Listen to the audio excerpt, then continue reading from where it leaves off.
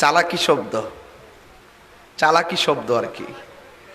না জানা পথে ছিলেন, আজ থেকে বহুত বছর আগে এটার অর্থ করছে ও আজাদাকা দল্লাং ফাদা। এ দল্লানের অর্থ করেছে পথভ্রষ্ট। আমাদের তাহলিং এর কারণে এতদিন গুমটা দিয়েছিল, এখন আবার বাংলা ভাষা পাল্টাইছে। দল অর্থ পথভ্রষ্ট না বইলা বলে কি অনবহিত ছিলেন, এটা হলো বাটফারি। এরপরে বলে কি আল্লাহ হেদায়েত দিয়েছেন। নবীগণ কি গুনাহগার নাকি নিষ্পাপ? তো আপনি যদি নবীকে পথভ্রষ্ট সাব্যস্ত, পথভ্রষ্ট হওয়া, হেদায়েতের প্রসঙ্গ তখনই আসে যদি হেদায়েতের বিপরীতে সে পথভ্রষ্ট থাকে। নবীগণ কি পথভ্রষ্ট ছিল? তাহলে আমি কি বলেছি, বলতে বলতে এমন জামানায় এসে গেছি নবীর বিরুদ্ধে কথা বলতে বুক কেঁপে ওঠে না। এই জন্য আপনাদেরকে সজাগ থাকতে হবে। আল্লাহ বলছেন তোমাদের সাথী পথভ্রষ্ট নয়, মা দল্লা সাহিবুকুম ওয়া মা গাওয়া। আর তিনি অর্থ করছেন ও আজাদাকা দল্লাং ফাহাদা। মুফাসসির হতে গেলে বহুত পড়াশোনা করতে হয়। শুধু বড় বড় মাদ্রাসায় টাইটেল পাস কইরা প্রিন্সিপাল হলে আশিকে রাসূল হওয়া যায় না। ইশকে রাসূল, আশিকে রাসূল, ইশকে মুহাব্বত, নবীর মুহাব্বত ভিন্ন জিনিস। আরে মেধা এখানে, এই মেধা এখানে, যুক্তি এখান থেকে আসে, মুহাব্বত এখান থেকে আসে। তো এই জায়গা চিনতে হবে, এই জায়গা চিনতে হবে। এই জায়গা দিয়ে যুক্তি দিয়েছিল। ইবলিস বলছিল আমি আদমকে সেজদা করব না, আল্লাহ বলছে বের হয়ে যা। আর সকল ফেরেশতারা আল্লাহর হুকুম পেয়ে সেজদা করেছিল, তারা আল্লাহর কথাটাকে হৃদয়ে ধারণ করে সেজদা করেছিল।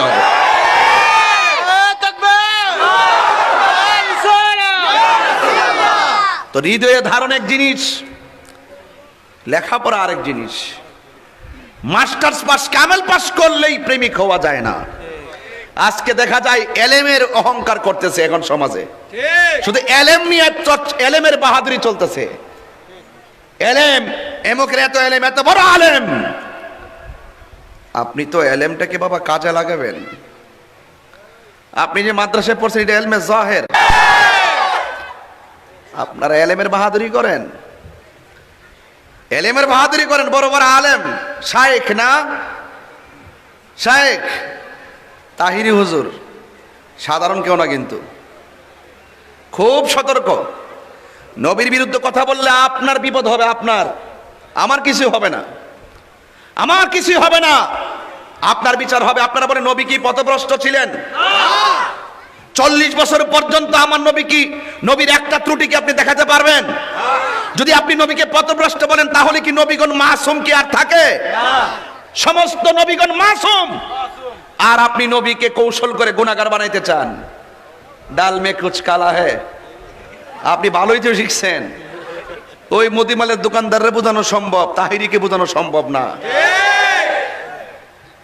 এই জন্য আমি প্রথমেই বলছি যে এমন জমানা আসছে ঈমান রাখা বড় কঠিন। আমলের অভাব হবে না, এটা কিয়ামতের আলামত। এটা কিয়ামতের আলামত। মসজিদে দেখবেন কারুকার্যের অভাব হবে না, কিয়ামতের আলামত। এক পাড়া থেকে আরেক পাড়ার মসজিদ সুন্দর না হইলে গেট আপ হয় না। মসজিদ সৌন্দর্যের প্রতিযোগিতা বেড়ে যাবে, নামাজের সংখ্যা কমে যাবে। এটা কিয়ামতের আলামত। দেখবেন মসজিদ এমন একটা জায়গা, সবচাইতে উত্তম জায়গা, দেখবেন ওই মসজিদের নেতৃত্ব দিবে সুদখোরের দল। কথা কন না কেন? এইগুলা মজা লাগে না? ওয়াজ এই কথাগুলো বলতে পারেন না, ও বলবেন কিভাবে? হিম্মত তো লাগবে। সবচেয়ে নিকৃষ্ট জায়গা হলো বাজার, আর সবচাইতে উত্তম জায়গা হলো আল্লাহর ঘর মসজিদ। আর ওই মসজিদের ভিতরে সুদখোর আইসা এখানে নেতৃত্ব দেয়। আর আপনারা এসে এলেম নিয়ে ফারাফারি তাহিরি বিরুদ্ধে লাগতেন। তাহিরি যেই কথাগুলো যেই জায়গায় বইলে উদ্ধারে আসতে পারবে, আপনি স্বপ্নেও সাহসই করবেন না। সাহস তাহলে কোন কোন সুদখোর আমার সামনে আইতো? এটা মোল্লার ফতোয়া না, এটা আল্লাহর ফতোয়া। এই আল্লাহর ফতোয়া দিতে যাইয়া কেরানীগঞ্জ জীবন দিয়ে দিব, এরপর বলতে হবে। কথা বলেন ঠিক না বেঠিক? দুর্নীতি বেড়ে গেছে, সুদ ঘুষ বেড়ে গেছে, খুন খারাপি বেড়ে গেছে, নেশা বেড়ে গেছে, মান্যতা উঠে গেছে। হাসতে হাসতে নবীর বিরুদ্ধে বড় বড় দায়ীগণ কথা বলে। It's must to be regretted. অত্যন্ত দুঃখের ব্যাপার। Muhammad is the messenger of Allah, যেই নবী স্বয়ং আল্লাহ রাসূল, তার ব্যাপারে কথা বলতে গিয়ে বুকটা কাঁপে না আপনার?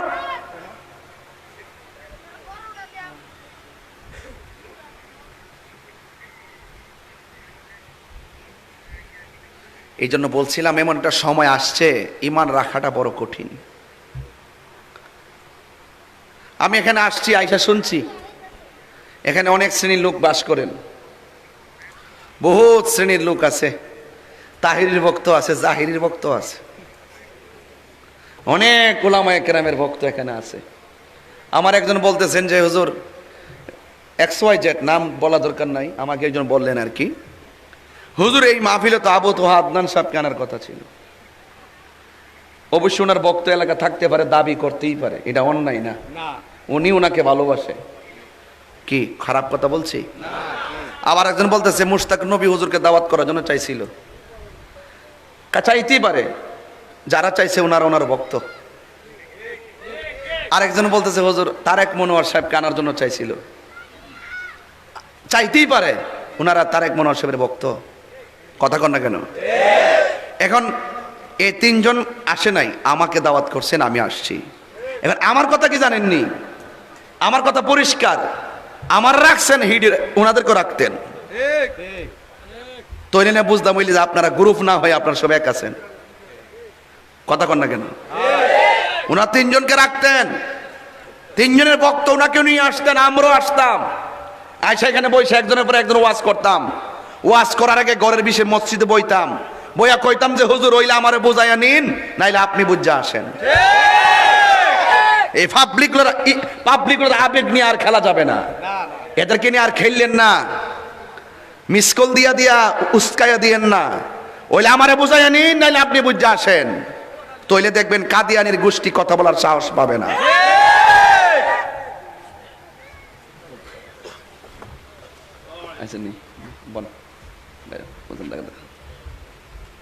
ভাইরা আমার ভালো আছেন? আমার কথা কি আপনারা কষ্ট পাইছেন? আমি আসছি, এখানে অনেক শ্রেণীর লোক আমি দেখছি, অনেক বহুত কওমি মাদ্রাসার ছেলেরা আসছেন, আমার কাছে ভালো লাগছে। না আসলে বুঝবেন কেমন আমি কি বলি, যা বলছি ক্লিয়ার বলতেছি। আপনারা বলুন, আমার নবীজির কোনো দোষ আছে? গুনাহ আছে? নবী কোনো অপরাধ করেছে? একটা ত্রুটি দেখাতে পারবেন? তাইলে নবীজিকে অনভিহিত, না জানা পথ, এই বাটফারি শব্দ ব্যবহার করা যাবে না, এবং গোমরা বলা যাবে না, পথভ্রষ্ট বলা যাবে না। কুরআন টু কুরআন, মা দাল্লা সাহিবুকুম ওয়া মা গাওয়া, মা দাল্লা, তিনি পথভ্রষ্ট ছিলেন না। জোরে কোন সুবহানাল্লাহ। তিনি আল্লাহর প্রেমে বিভোর ছিলেন দুনিয়াতে এসে। কার প্রেমে? আল্লাহর প্রেমে বিভোর ছিলেন। আল্লাহ তাকে তার নিজের দিকে রাসূলকে স্বাগত জানিয়েছেন। এটা হলো ওয়াজাদাকা দাল্লান ফাহাদার অর্থ। জোরে কোন সুবহানাল্লাহ। তাফসীর পড়েন, তাফসীর পড়লে দেখবেন লেখা আছে ওয়াজাদাকা দাল্লান ফাহাদার। তাফসীর কি পড়লে ভালো করে বুঝবেন। অনর্থক উদ্দেশ্য প্রণোদিত হয়ে কারো এজেন্ডা বাস্তবায়ন করতে যায়েন না। যে এজেন্ডা বাস্তবায়ন করতে গেলে কথাটা নবীর বিরুদ্ধে চলে যায়, এই এজেন্ডা বাস্তবায়নের শুরু এবং মাঝ এবং শেষ যে কোনো মুহূর্তে বিপদ আপনার গাড়ি চেপে বসবে। কথা বলেন ঠিক কিনা? এই জন্য আল্লাহ যাকে বেশি ভালোবাসবেন তাকে বেশি পরীক্ষা করবেন, এটার মধ্যে কোনো সন্দেহ নাই। আইয়ুব আলাইহিস সালামের অল বডিটা পচতে পচতে পচতে পচতে গায়ের হাড্ডি থেকে গোশতগুলো পড়ে গেছে। শুয়ে থাকতে থাকতে থাকতে থাকতে পিঠের গোশতগুলো ক্ষয় হতে হতে হতে হতে ভিতর পর্যন্ত কীড়া ঢুকে গেছে। এরপরে আল্লাহ আইয়ুব আলাইহিস সালাম আল্লাহকে বললেন, আল্লাহ তুমি আমার অল বডিটারে পচাইয়া শেষ করে দাও, আমার কোনো আপত্তি নেই, আমি ধৈর্য ধারণ করার শক্তি দিও। তবে একটা কথা আছে, তোমার কাছে দাবি আছে। কি দাবি? যে আমার জিহ্বার মধ্যে তুমি পচন দিও না। সুবহানাল্লাহ। কেন? কই এই জিহ্বাটা দিয়ে আমি তোমার জিকির করতে পারবো। সুবহানাল্লাহ। তো প্রেমিক তো তাকেই বলে, যেই প্রেমিক ধন সম্পদ নবীর জন্য বিলায়া দেয়, যেই প্রেমিক তার জীবনটা নবীর জন্য বিলায়া দেয়। কথা কোন ঠিক না বেঠিক? আল্লাহর জন্য যেই প্রেমিক তার জীবনটা বিলায়া দেয়, কোরআনের জন্য যেই প্রেমিকটা তার জীবন বিলায়া দেয়, বলুন আমরা সেই কোরআনের পথে, নবীর পথে, আল্লাহর পথে আমাদের জীবন বিলায় দিতে চাই কি চাই না?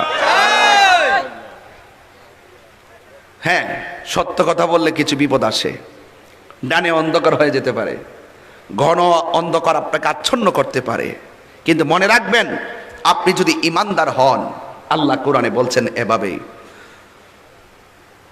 আল্লাহ পাক রব্বুল আলামিন কোরআনে বলছেন, ইল্লাল্লাযীনা আমানু ওয়া আমিলুস সালিহাতি ওয়া তাওয়াসাউ বিল হাক্কি ওয়া তাওয়াসাউ বিস সাবর। আল্লাহ রাব্বুল আলামিন বলেন, দুইটা কোয়ালিটি যার মধ্যে পাওয়া যাবে। এক নম্বর কোয়ালিটি ইমানদার হতে হবে, দুই নম্বর কোয়ালিটি নেক আমল থাকতে হবে।